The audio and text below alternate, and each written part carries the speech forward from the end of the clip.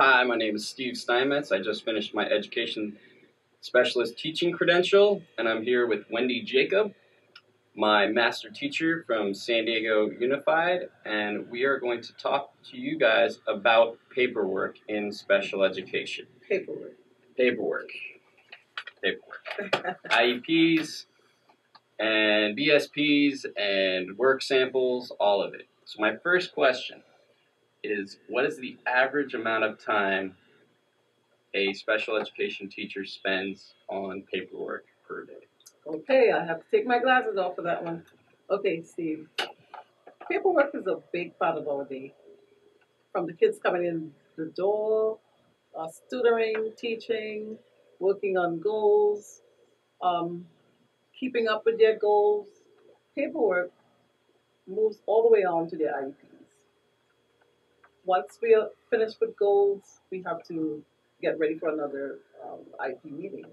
So we have to send out the assessment, send out the invitations to parents. Then we have to make sure we test the kids again, keep all the assessments so mom and dad can see how the kids are improving or not improving. Um, then basically get ready for the meeting, and the paperwork is never ending. Yeah. So as a new teacher coming into special education, one thing you have to do is ready to be organized and ready for the paperwork. Ready to be organized Ready to be and ready for the organized. paperwork. Yes. Yes. How do you feel about what are you anticipating with it? I'm nervous about the organizational aspect Yeah. of keeping all my IEPs together. Yeah, it is important, but it's eventually it will be okay. The main thing is coming in, it will be everywhere because your mind is thinking, okay, I have all these kids, I have to assess them, I have to teach them, I have to do IEP, so everything is going to be on your plate. Mm-hmm. But as you get going and you start measuring whose IEP is coming up, when is this one due, when are these deadlines due, then you're going to realize that things can be partitionized, like put in different spots in different slots, and you can keep monitoring it. But that's the thing, monitoring is really important. So the paperwork comes in when you have to make sure everything is in place, the kids are taken care of, um, meeting notices are gone out, assessments are done, um, deadlines are met. That's where it comes in, but it's just organization. You have to find a way to organize. Using folders. Yes, these That folders. they actually end up giving us, so that's good. Yeah, and Keeping these are everything on the computer. exactly. The computer is really important for us, especially with our meetings, because all our data is entered on the computer. Um, but then once we enter the data, we have to print it out because the IP is actually going to these screens, and these going to the office. But anything you want to know about the IPs for the child is in these cubes.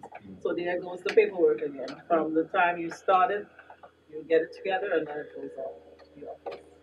Yeah. So Is there a way that we can decrease the amount of paperwork that we have, or is there any kind of method that I can use to help myself? Yes, you and I had this conversation before, Yes, we and did. I was hoping, and I was saying that I noticed that now they're using these little tablets where you can write things, and the ones that I've seen, you can write your information while you're working with the kids, do your notes, and then upload it to the computer. Now, we do not have that here. If we had that here, it would take away a lot of time from us going through all the work that we did with them during the semester, trying to compile things again to put the information into the computer when we can do it the same day. So if we can get that, yes, that's one way of trying to eliminate some of the writing and the paperwork. But other than that, there's nothing really. I'm thinking that I'm going to be using a lot of scanning some paperwork. Yes. And making sure that all of my documents are on the computer, and I have paper forms as well. So I have a backup copy, just like any other kind of document that I would be writing. Right. And it's really important to keep that backup copy. You should have it on your desk. So you have one on your desk. One, of course, is on the computer, and one is in the queue. Mm-hmm. And the mom and dad has one. Yeah. So the parents have one. So lots. So you have. So it's a lot of paper making. Everyone has to have a copy because, like we talked about, it's a legal document. So right. if the parents want to talk to someone else about the IEP, they have it. Right. The office has it, and we have it. So, and also now with inclusion, the teacher has to have a copy. Right. Especially of the goals and the accommodations. So we also have to make sure they get that. Just talking about this is kind of stressing me out. No, you should I'm not a little bit worried, but how do you deal with the stress of the work, and what kinds of coping mechanisms have you found to help you with the stress of being an education specialist? You know, the stress is there when you're new. It's new for you. And seeing that you're a person after working with you for several months or what we call part of the month, you're a person, you can be organized, right? You know how to organize, you know how to work with the kids. So you have to sit down and find your way of pulling everything together. Mm-hmm. It seems like it's a big job, but you have to orchestrate it. It's like an orchestra. You know, you have the trombones, the bass, everyone has a place. Everything has a place. Mm-hmm. So when you walk into the door, if everything is in place, yes, it's a lot, but it's easier to get to and to organize and to let's manipulate, I should say, mm-hmm. if everything is in place. And that's the part that brings the stress. If it's not in place, you will feel the stress because from the time you drop something, for example, when I say drop something, if this was supposed to be completed, just by putting this in the folder, if you didn't put it in the folder and it's mm-hmm. sitting on your desk, right. It can get mixed up with something else. And even by this being on your desk, it looks like your desk is overcrowded and you have too many things and the kids are over here and you have to teach them. Mm-hmm. You have to make sure they reach their goals. You have to make sure you do the paperwork and you don't want to have too many things loose. So everything has to have a space. Everything has to have its place. Yes, must have its place. And when things do get stressful, how do you deal with the stress? Like I laugh. We do a lot of laughing in my room. True. The kids are the funniest things to work with. They're each, like we say, each one is different. Mm-hmm. No two people are the same. Right. So when they come through the door, you see all those different uniqueness in the kids. And that is so important. And that really keeps me from being stressed out because I'm here for them. What were the most stressful components of the job in the beginning? Just like we were saying, just trying to make sure you do it right, making sure that when your administrator comes through the door that it looks right. It might not be 100% that first year or first semester, but you want things in place. Mm-hmm. And if it's not, you really feel stressed because you really know who you are, you want to do well, you know, this is not right. If it's not done right, it stresses you out. So for me, I stay late in the afternoon. I leave here at 6 o'clock just to know that the next day is ready and get everything prepared before I start again the following day. So when I leave, it's ready to go. Mm-hmm. Would you ever consider moving back to general education and instead of special education? And why? Well, I love gen ed. I love special ed. I originally wanted to do the special child in the general classroom. Mm-hmm. And basically, that was my my credential thesis. Right. But at that time, we only had special day classes.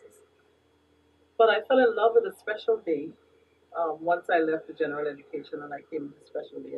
I fell in love with it because the kids needed more. Mm-hmm. In the gen ed, maybe half of my class may need more attention than the rest, but yet still they did not need as much attention as the special ed.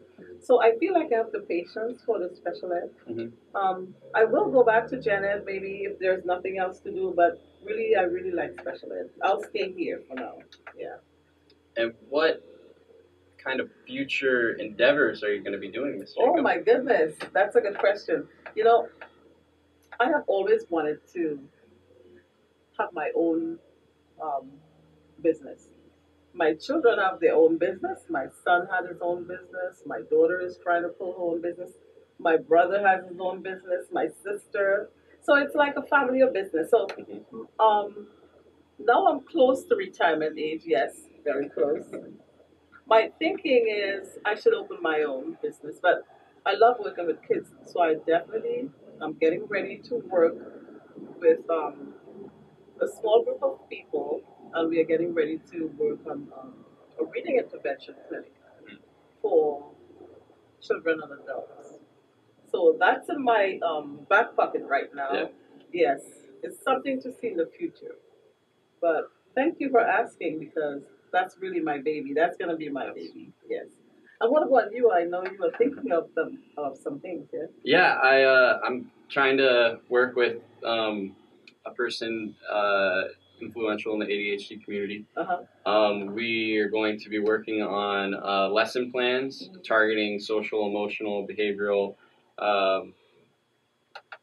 characteristics in students, and teaming up with Common Core, making sure that we have research-based material, and hopefully that will be my master thesis, and I'll be working on that in the years to come. You know what? That sounds really exciting. For as a matter of fact, when we do our reading clinic, we will be incorporating students with disabilities.